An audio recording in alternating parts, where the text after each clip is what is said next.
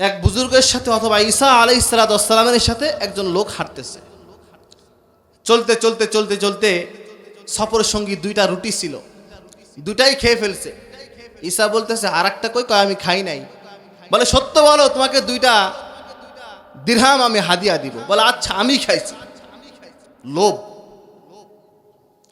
তো ঈসা আলাইহিস সালাম অথবা ওই ব্যক্তি চলে গেছে, ওই মানুষটাকে রেখে চলে গেছে। কিছুক্ষণ পরে আরো দুইজন লোক আসছে, এসে বলতেছে এই তোমার টাকা আমাদেরকে ভাগ দাও, আমরাও ভাগ চাই। তখন বলতেছে না আমি তো তোমাদেরকে ভাগ দেব না। বলে আমরা দুইজন, পারবি আমাদের সাথে? শেষ পর্যন্ত সিদ্ধান্ত হয় আচ্ছা ঠিক আছে আমরা তিনজন এই 2 টাকা ভাগ করে নিব। মালের লোভ দুনিয়াও ধ্বংস করে দেয়, নিজের জীবনকেও ধ্বংস করে দেয়, আখিরাতকেও ধ্বংস করে দেয়। তিনজন এখন পরামর্শ করতেছে আমাদের তো খিদা লেগেছে, কি করা যায়? তাহলে একজনকে খাবার আনতে পাঠাই। একজনকে খাবার আনতে পাঠিয়েছে। ওই যে খাবার আনতে গেছে সে ভাবতেছে আরে দুইজন আছে, আমি যদি খাবারে বিষ মিশাই দেই দুইজন মরবে, টাকা আমি একাই নিব। খাবারের মধ্যে বিষ মিশাই ওই দুইজনের কাছে আসছে। ওই দুইজন আগে থেকে সিদ্ধান্ত নিয়েছে আমরা দুইজন মিলে ওকে শেষ করে দিব, তার টাকা আমাদের অর্ধেক অর্ধেক হয়ে যাবে। যে কাম সেই কথা। দুইজন প্রস্তুত, ওই আসছে ওকে মেরে ফেলছে। ওই খাবারে তো বিষ মিশানো আছে তাই না? ওই খাবার এখন সামনে, বলে দোস্ত আমরা তো ক্ষুধার্ত, নে আমরা খানা খেয়ে নেই। ওই দুজন খানা খায়, ওই দুজনে শেষ। কি করলো? দুনিয়া, লোভ, সম্পদের লোভ আখিরাতকেও বরবাদ করে দিল, নিজের জীবনকেও বরবাদ করে দিল। হুব্বুন নিসা, হুব্বুন নিসা, মহিলাদের ভালোবাসা, মহিলাদের মোহাব্বত, এটা মানুষের জীবনকে, চরিত্রকে, তার আখিরাতকে ধ্বংস করে দেয়। কিভাবে দেয়? মহিলাদের 16 কলা। একটা গল্প বলি, বলবো? কষ্ট হচ্ছে আপনাদের? আমার ওস্তাদ মুফতি আহসানুল্লাহ হাফিজাহুল্লাহ, উনি ক্লাসের মধ্যে পড়াতে গিয়ে বলতেছেন মহিলাদের 16 কলা। 16 কলার মধ্যে এক কলার গল্প আপনারা শোনেন। ইন্না কাইদাকুন্না আযীম, ইন্না কাইদাকুন্না আযীম, ওয়া মা উবাররিউ নাফসি ইন্নান নাফসা লাআম্মারাতুন বিসসু ইল্লা মা রাহিমা রাব্বি ইন্না রাব্বি গফুরুর রহিম। হযরত ইউসুফ আলাইহিস সালামকে চেনেন আপনারা? ইউসুফ আলাইহিস সালামকে চেনেন? পৃথিবীর মধ্যে সারা শুরু থেকে শেষ পর্যন্ত পৃথিবীর মধ্যে সবথেকে বেশি সুন্দর কে? বলেন তো, সবথেকে বেশি সুন্দর কে? একটু বলেন না জোরে, সবথেকে বেশি সুন্দর কে? ভুল হলেও হোক, সঠিক হলেও হোক, সমাধান দেওয়ার জন্য আমি আছি। এটা বলেন তো, সবথেকে সুন্দর কে? মাশাআল্লাহ, হযরতে মুহাম্মদ সাল্লাল্লাহু আলাইহি ওয়াসাল্লাম সব থেকে সুন্দর, সব থেকে সুন্দর। আম্মা জান আয়েশা সিদ্দিকা রাদিয়াল্লাহু তাআলা আনহা বলতেছেন ইউসুফ আলাইহিস সালামের সৌন্দর্য দেখে মহিলা তো হাত কেটে দিয়েছে, আর আমার নবীর সৌন্দর্য দেখলে তারা নিজেদের কলিজা কেটে ফেলতে। বলেন না সুবহানাল্লাহি ওয়া বিহামদিহি। আম্মা জান আয়েশা সিদ্দিকা রাদিয়াল্লাহু তাআলা আনহা বর্ণনা করেন রাতের বেলা অন্ধকারের মধ্যে হঠাৎ করে আমার ঘরের মধ্যে কেমন যেন পূর্ণিমার চাঁদ উদয় হলো। তাকায় দেখি এই যে আর কেউ না, মুহাম্মাদুর রাসূলুল্লাহ। বলেন না সুবহানাল্লাহ। পূর্ণিমার চাঁদের মতো সুন্দর ছিলেন উনি। বলেন ঘরের মধ্যে রাতের বেলা যদি সুই হারিয়ে যেত, আমার নবীর সৌন্দর্যের ঝলকে আমি আমার সুই খুঁজে পেতাম। বলেন না সুবহানাল্লাহ বিহামদিহি। কেমন সুন্দর ছিলেন আমার নবী মুহাম্মদুর রাসূলুল্লাহ সাল্লাল্লাহু আলাইহি ওয়াসাল্লাম। মান আহাব্বা সুন্নতি ফাকাদ আহাব্বানি ওয়া মান আহাব্বানি কানা মাই ফিল জান্নাহ। মুহাম্মদ সাল্লাল্লাহু আলাইহি সাল্লাতু ওয়াস সালাম সিদনা গুশিয়ারাপাড়া যুবকদেরকে উদ্দেশ্য করে বলতেছেন, হে আমার সিদনা গুশিয়ারাপাড়ার যুবক ভাইয়েরা, যদি তোমরা আমি নবীকে ভালোবাসো, কিয়ামতের ময়দানে আমি নবী তোমাদেরকে হাউজে কাউসারের পানি পান করিয়ে জান্নাতে পৌঁছে দিব। বলেন না সুবহানাল্লাহ। মান হাব্বা সুন্নতি ফাকাদ হাব্বানি ওয়া মান হাব্বানি কানা মাই ফিল জান্নাহ। একটা কথা বললে আপনারা রাগ করবেন। তো কুজা মান কুজা সুন্নতে আহমদ কুজা বা মুহাম্মদ কাইবা ওয়াদ নিসবত তুরা सीरत बूझी न मगर दुम तो नहीं है ला हौला वला कुव्वत ये कैसा बशर है।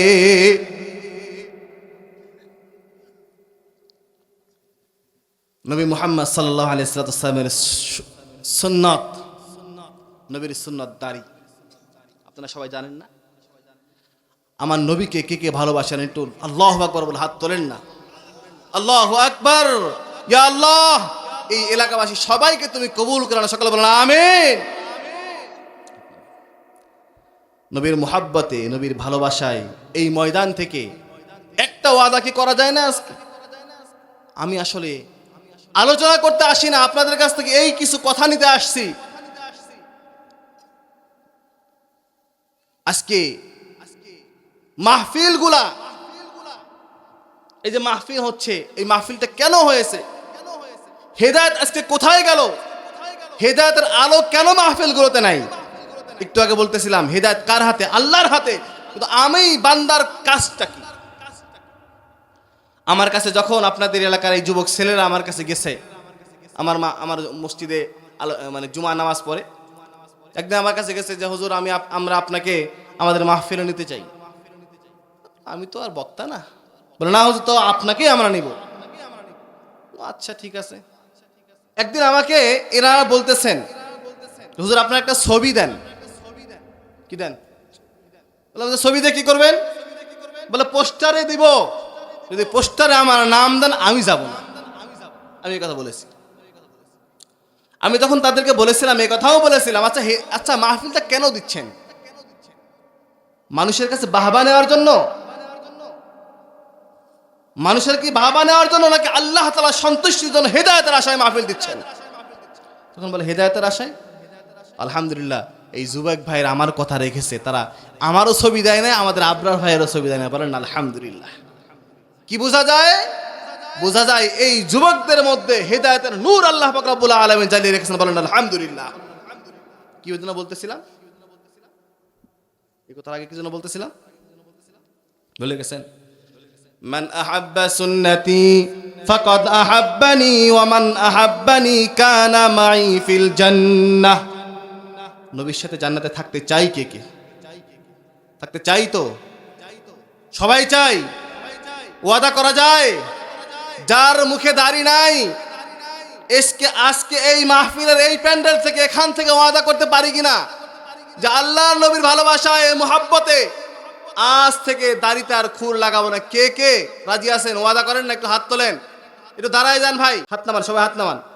যাদের মুখে দাড়ি নাই আপনাদেরকে অনুরোধ করে বলবো, নবীর ভালোবাসায় যদি কিয়ামতের ময়দানে আমার নবীর হাতে সুপারিশ পেতে চান, হাউজে কাউসারের পানি পান করে জান্নাতে যেতে চান, তাহলে নবীর ভালোবাসায় একটু দাঁড়িয়ে বলেন না, হুজুর আজ থেকে ওয়াদা করলাম জীবন যাবে কিন্তু দাড়িতে হাত দেব না ইনশাআল্লাহ।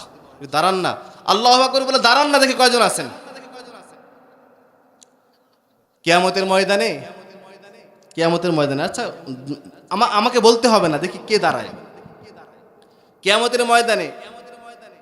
আমাদের নবী সাল্লাল্লাহু আলাইহি ওয়াসাল্লাম হাউজে কাউসারের পানি পান করাবেন। ওই যে রিলিফ দেয় না, রিলিফের চাল দেয় না, ওই মনে করেন রিলিফের চালের মতো সিরিয়াল দিয়ে সবাই হাউজে কাউসারের পানি পান করতে আসবে।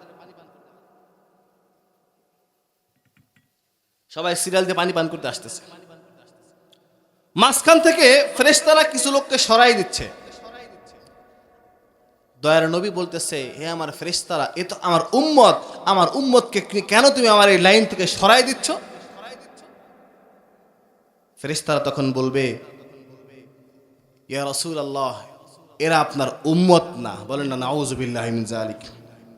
বলে আপনি যখন চলে আসছেন ফিতনা ফাসাদের জামানায় এই সমস্ত মানুষদের সামনে উলামা কেরাম কথা বলেছেন, কিন্তু এরা আপনার সুন্নতকে এরা পাত্তাই দেয় নাই।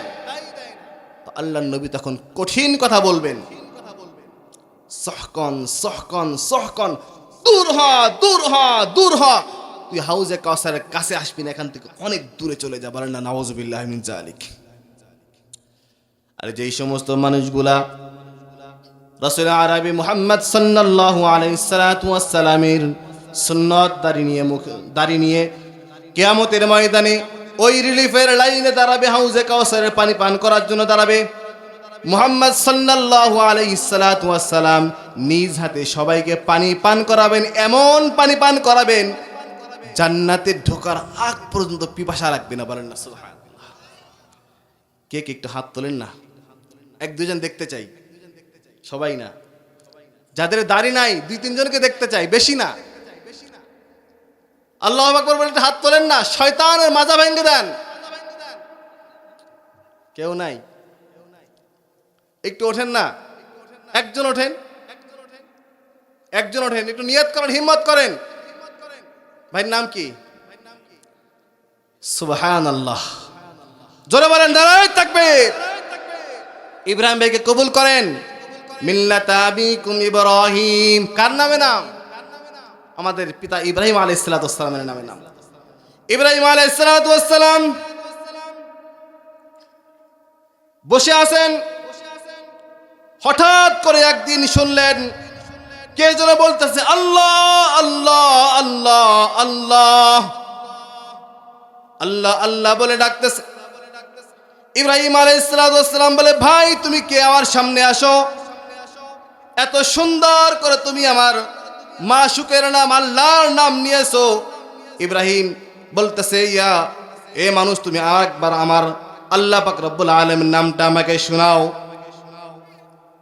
আগন্তুক বলতেছে, হে ইব্রাহিম, আমি তো ফিরে ফিরে আল্লাহর নাম শোনাবো না, আমি আপনাকে আমার আল্লাহর নাম শোনাবো, তবে বিনিময়ে আপনি আমাকে কি দিবেন?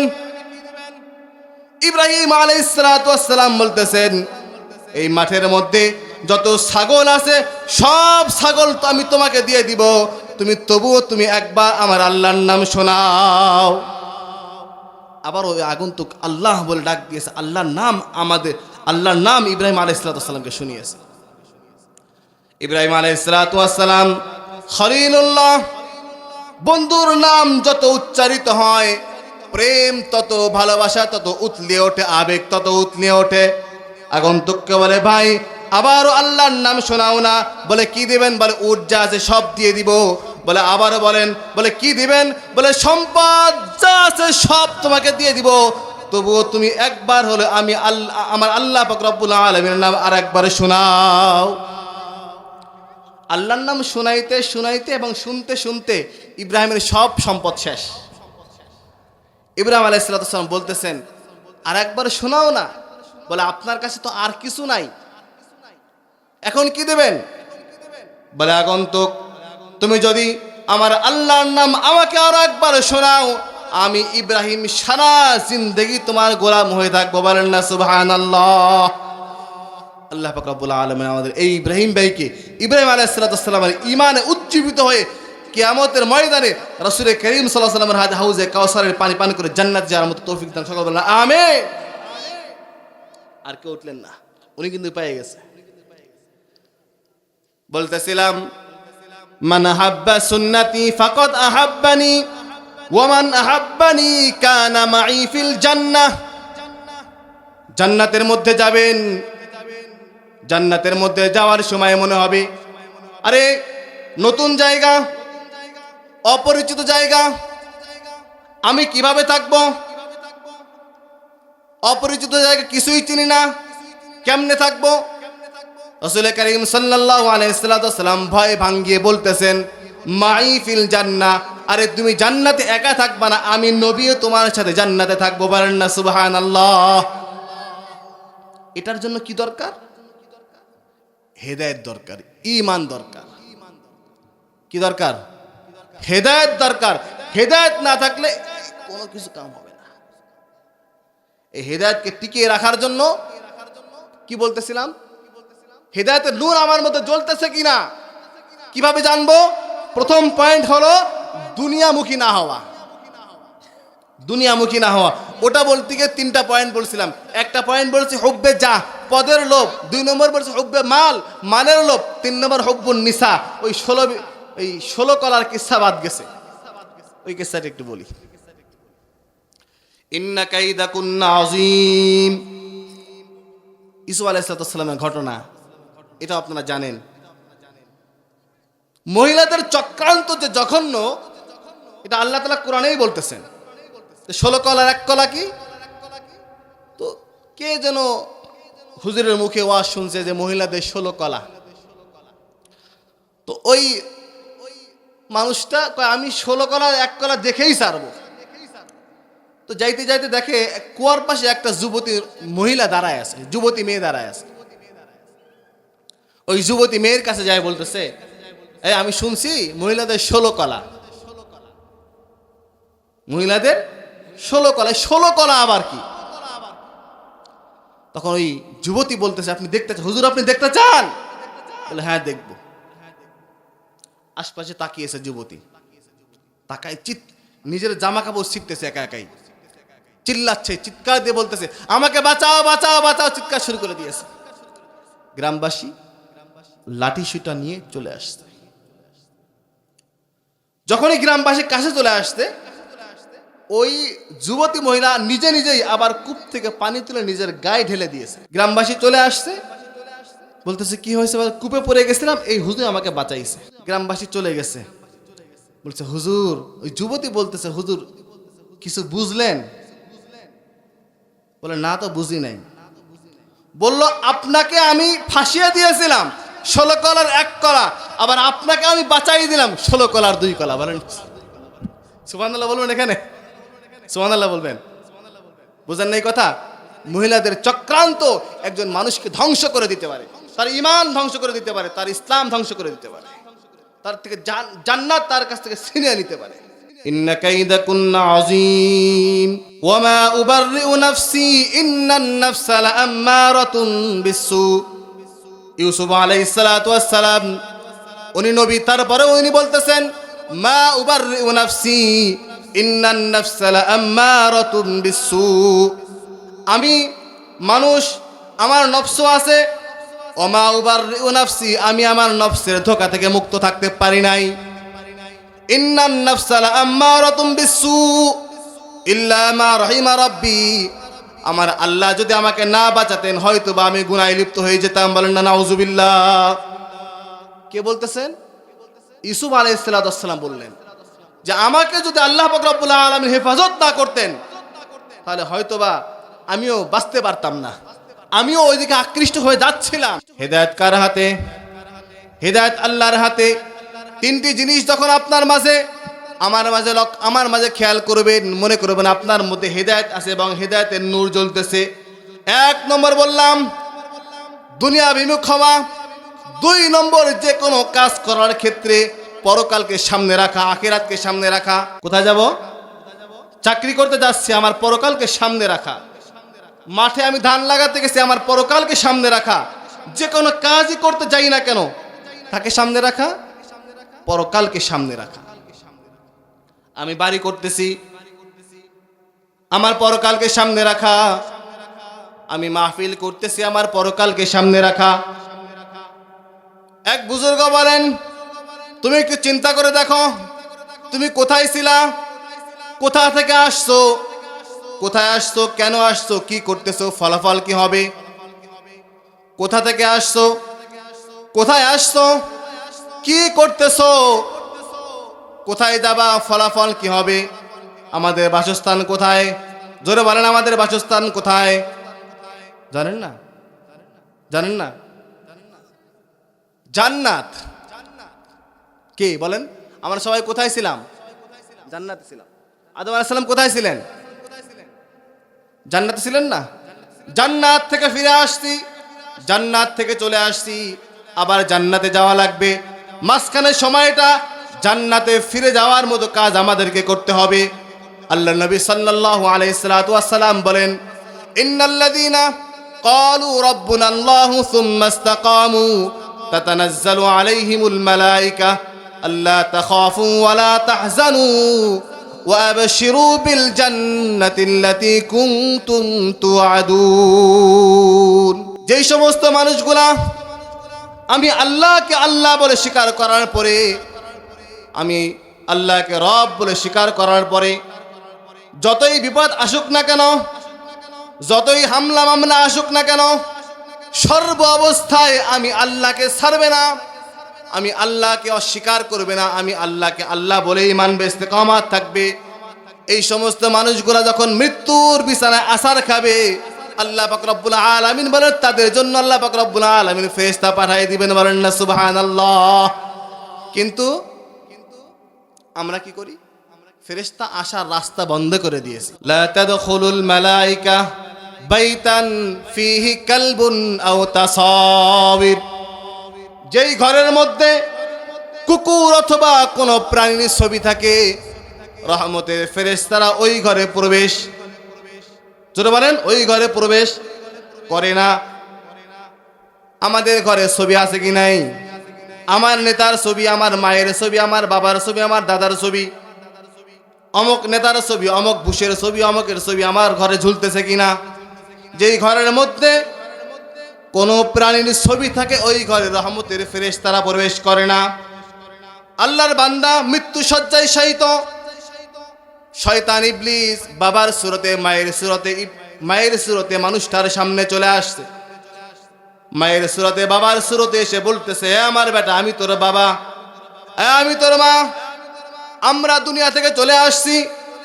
আমরা দুনিয়া থেকে আসার পরে বাস্তবতা দেখলাম আসলে ইসলাম কিছু না, পরকাল বলতে কিছু নাই, বলেন না নাউজুবিল্লাহ। শয়তান ধোঁকা দিচ্ছে। শয়তান মানুষকে সব থেকে বেশি ধোঁকা দেয় কখন জানেন? মৃত্যুর সময়। আপনার ঘরের মধ্যে মানুষের ছবি আছে, প্রাণীর ছবি আছে, আপনার দাদার ছবি আছে, স্মৃতিস্বরূপ রেখে দিয়েছেন। রহমতের ফেরেশতা ঘরের মধ্যে এক পা দেয় আর দুই পা পিছায় যায়। রহমতের ফেরেশতা ঘরের মধ্যে ঢুকতে যায়, আবার পলায়ন করে চলে যায়। কেন যায়? কারণ হলো আপনার ঘরের মধ্যে রহমতের ফেরেশতা আসার মতো ব্যবস্থা আছে, তাই না? ছবি আছে। শয়তান ধোঁকা দিচ্ছে।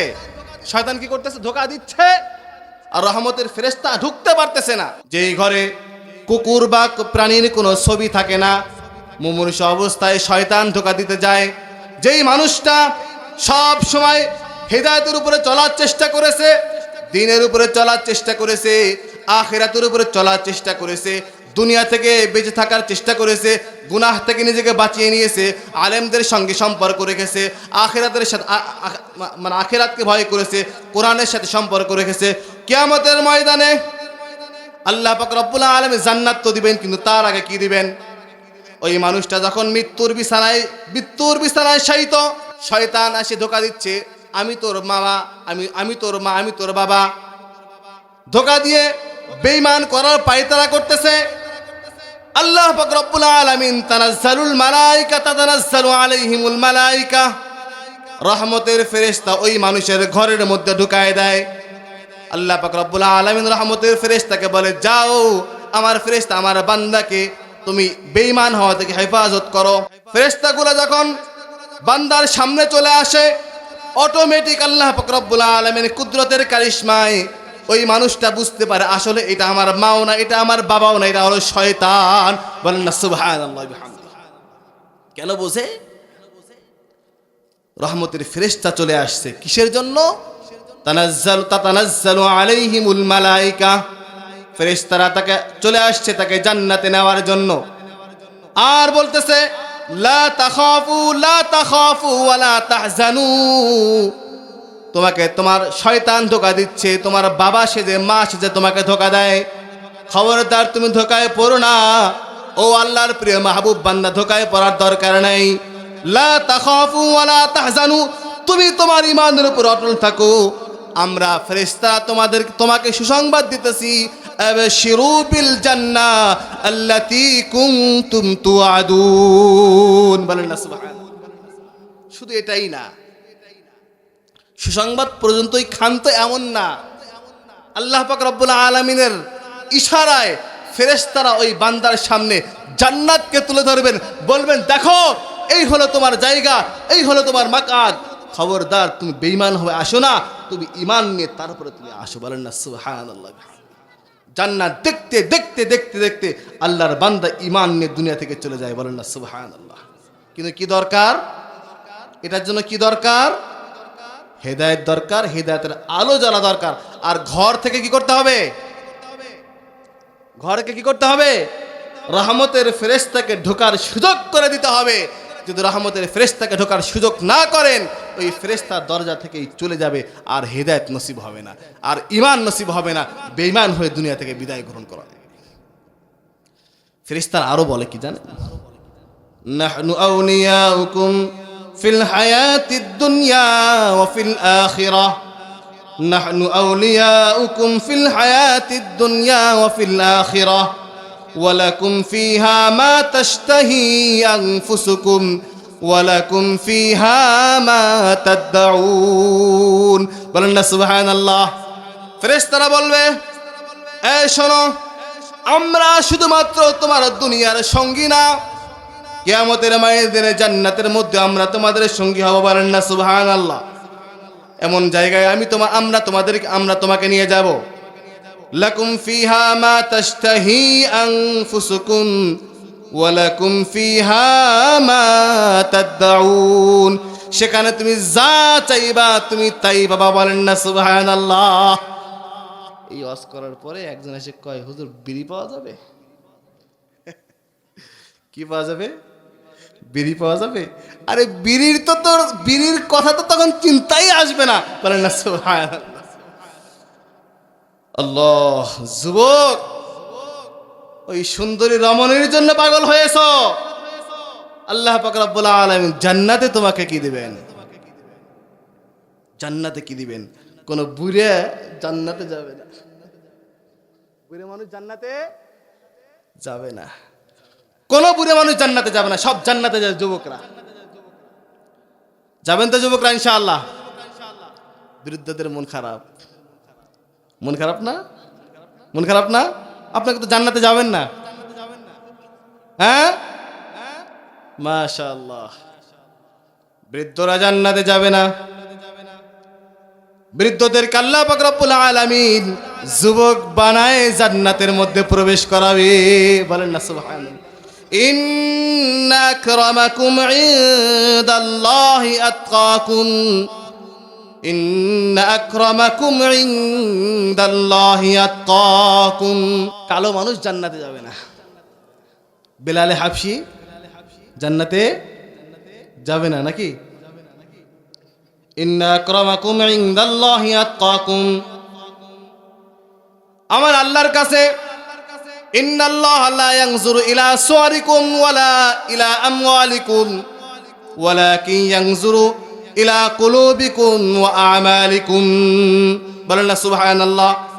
আল্লাহ পাক রব্বুল আলামিন দেখবেন না কার কত প্রভাব আছে, কার কত ক্ষমতা আছে। আল্লাহ পাক রব্বুল আলামিন এই দিকে তাকাবেন না কে কত সুন্দর, এটা আল্লাহ তাআলা দেখবেন না।